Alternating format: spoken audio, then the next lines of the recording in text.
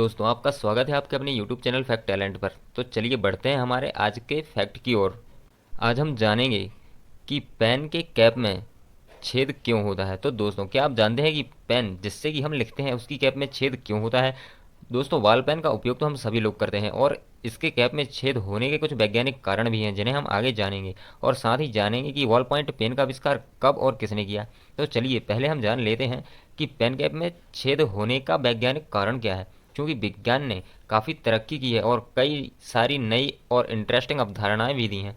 वैसे ही इस छिद्र का होना भी तो एक नई प्रकार की अवधारणा है जिस पर हम लोग यदि ध्यान देते भी हैं तो इसके पीछे के कारण को नहीं जान पाते। दोस्तों, पेन किसी भी कंपनी का हो, उसके कैप में छिद्र होने का कारण होता है कि यदि कोई व्यक्ति गलती से पेन को निगल लेता है तो उसे होने वाली घुटन से बचने के लिए पेन कैप में छेद किया जाता है।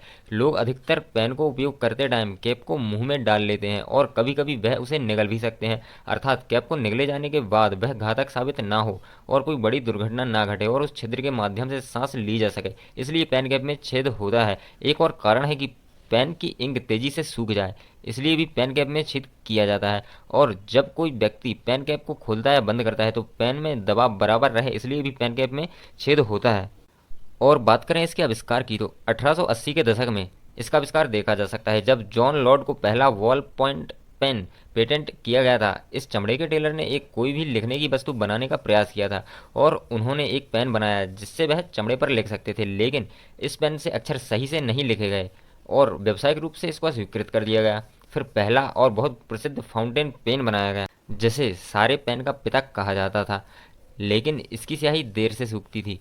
फिर लासजेलो जोजेफ वोरो ने ऐसा बॉल पॉइंट पेन बनाया जिसमें उन्होंने फाउंटेन पेन में जल्द सूखने वाली अखबारी स्याही का उपयोग किया, लेकिन यह प्रयोग भी पूर्णतः सफल नहीं हुआ क्योंकि इंक अधिक मोटी होने के कारण निब की नोक तक पहुंचने में काफ़ी टाइम लगाती थी। अतः फिर उन्होंने एक ऐसी निब का आविष्कार किया जिस पर स्याही की एक पतली फिल्म लेपित की गई थी और जब निब का कागज के साथ संपर्क होता था तो इसकी गेंद घूमने लगती थी और कार्टेज से स्याही प्राप्त करती थी जिससे लिखने का काम होता था। तो दोस्तों, आज की इस वीडियो का यहीं पर अंत होता है और आप हमारा मनोबल बढ़ाने के लिए हमारे चैनल को सब्सक्राइब कर सकते हैं।